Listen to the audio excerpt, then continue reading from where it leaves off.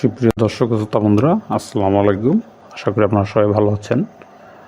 আপনারা যারা ইতিমধ্যে বাংলাদেশ পল্লী বিদ্যুতায়ন বোর্ডের যে নিয়োগ বিজ্ঞপ্তিটা প্রকাশ করা হয়েছে, প্রায় 1000+ লাইনম্যান নিয়োগ বিজ্ঞপ্তি প্রকাশ করা হয়েছে।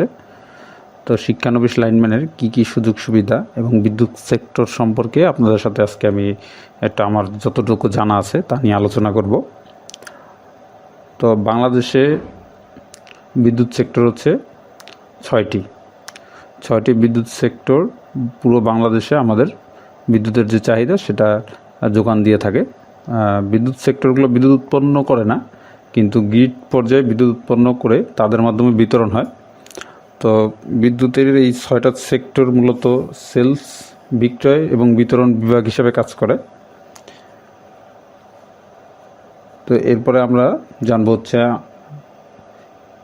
পল্লী বিদ্যুতায়ন বোর্ডে যে লাইনম্যান নিয়োগ বিজ্ঞপ্তি প্রকাশ করা হয়েছে, সেই চাকরি কি স্থায়ী না অস্থায়ী। তো আপনাদের জ্ঞাতার্থে বলে রাখি, আপনারা যদি আপনাদের চাকরি হয় সেক্ষেত্রে আপনারা শিক্ষানবিশ লাইনম্যান হিসাবে 1 বছর আপনাদের সন্তোষজনক চাকরির উপর ডিপেন্ড করে আপনাদেরকে নিয়মিত করা হবে। মানে আপনারা যদি কোনো প্রকার ক্লেম ছাড়া 1 বছর অতিক্রম করেন, এরপর আপনাদের চাকরি স্থায়ী করা হবে এবং সেই সময় আপনাদের পদবি হবে লাইনম্যান গ্রেড 2 এবং আপনারা সমিতির অন্যান্য সকল সুযোগ সুবিধা পাবেন। শিক্ষানবিশ থাকাকালীন আপনাদের বেতন হবে বেসিক হবে 15,000 টাকা এবং অন্যান্য ঘর ভাড়া, বিদ্যুৎ বিল এবং বিভিন্ন আদার্স সব কিছু মিলিয়ে আপনারা পাবেন প্রায় 25,000 টাকার মতো। তো চাকরি সরকারি কিনা, পল্লী বিদ্যুতায়ন বোর্ড অবশ্যই একটি সরকারি প্রতিষ্ঠান, কিন্তু পল্লী বিদ্যুতায়ন বোর্ডের যে নিয়োগটা হবে সেটা পল্লী বিদ্যুতায়ন বোর্ড নিয়োগ দিয়ে তাদেরকে লাইনম্যানদেরকে 80টি পল্লী বিদ্যুৎ সমিতিতে পাঠিয়ে দেবে।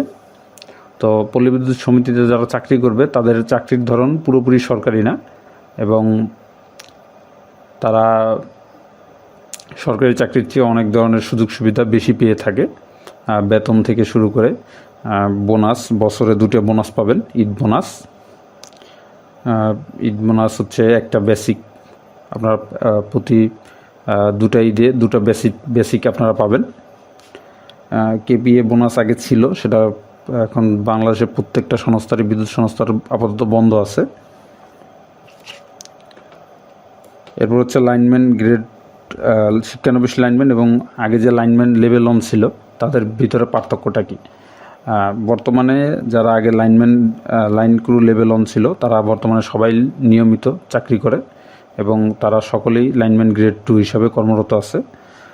এখন আপনারা যারা চাকরিতে যোগদান করবেন, আপনারা সরাসরি শিক্ষানবিশ লাইনম্যান অতিক্রম হওয়ার পরে আপনারা সরাসরি গ্রেড 2 হিসাবে নিয়োগপ্রাপ্ত হবেন এবং আপনারা সমিতির সব ধরনের সুযোগ সুবিধাই পাবেন। আপনাদের পেনশন থাকবে। আর পেনশনের বিষয়টা বলি, আপনাদের পেনশন হচ্ছে একটা হচ্ছে সিপিএফ আর একটা হচ্ছে জিপিএফ। আমাদের পল্লী বিদ্যুৎ সমিতিতে যে পেনশনটা পাবেন আপনারা পাবেন হচ্ছে সিপিএফ মানে কোম্পানি প্রভিডেন্ট ফান্ড, আর জিপিএফ হচ্ছে গভর্নমেন্ট প্রভিডেন্ট ফান্ড, মানে আপনারা গভর্নমেন্ট কোনো পেনশন পাবেন না, এটা হচ্ছে সিপিএফ পাবেন। ডিউটি আপনাদের লাইনম্যান মূলত কাজ হচ্ছে লাইনের মেরামত। লাইনম্যানদের যে ডিপার্টমেন্টের অধীনে কাজ করে সেই ডিপার্টমেন্টের নাম হচ্ছে O and M department, operation and maintenance department.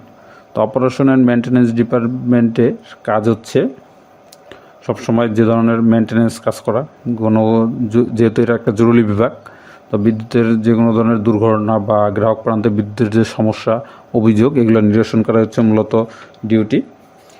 এরপরে আরও একটা এক্সট্রা ডিউটি হচ্ছে অন্যান্য সংস্থায় সাবস্টেশন অ্যাটেন্ডেন্স থাকে, কিন্তু পল্লী বিদ্যুৎ সমিতিতে লাইনম্যানরাই সাবস্টেশন অ্যাটেন্ডেন্সের ডিউটিটা পালন করে। তো আপনারা যে ভিডিওটা দেখতে পাচ্ছেন এটা হচ্ছে একটা ইনডোর সাবস্টেশন, এর ভিতরে যে যন্ত্রাংশগুলো থাকে এখানে সব কিছুই আছে। আউটডোর সাবস্টেশনটাও আপনারা দেখতে পাচ্ছেন আউটডোর সাবস্টেশন, এখানে সব কিছু বাইরে। ইনডোর হচ্ছে একটু অত্যাধুনিক, এটার ভিতরে সব ধরনের সুযোগ সুবিধা, এগুলো একটা রুমের ভিতরে বেশি অপারেট করা যায়, কিন্তু যেটা আউটডোর সেটা সব কিছু বাইরে থাকে, মানে বাইরে আউটডোরে থাকে। বৃষ্টি পড়ে তো ওখানে সব কিছু আউটডোরেই নিয়ন্ত্রণ করতে হয়।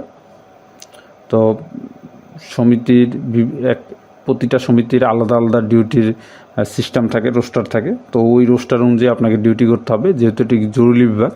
তো জরুরি পরিস্থিতিতে অবশ্যই আপনাকে সবসময় সতর্ক এবং প্রস্তুত থাকতে হবে। তো জরুরি বিভাগে আপনারা জানেন সবসময় ছুটির বিষয়টা হচ্ছে একটু ছুটি কম থাকে। তো আপনারা 2টি ঈদের একটা ঈদে বেশিরভাগই যাওয়ার সুযোগ পাবেন, 2 ঈদে যাওয়া তো বা সম্ভব হবে না। এরপরে ছুটির বিষয়গুলো হচ্ছে কর্তৃপক্ষের অনুমতি নিয়ে আপনাকে ছুটিতে যেতে হবে। তো ভিউয়ার্স, আজকের ভিডিও এই পর্যন্তই। যদি আপনাদের নতুন কিছু জানার থাকে অবশ্যই আমাকে কমেন্টে জানাবেন, আমি আপনাদেরকে পরবর্তী ভিডিওতে সেই বিষয়টা জানানোর চেষ্টা করবো। আজকের ভিডিও এই পর্যন্তই। সকলে ভালো থাকবেন। আসসালামু আলাইকুম।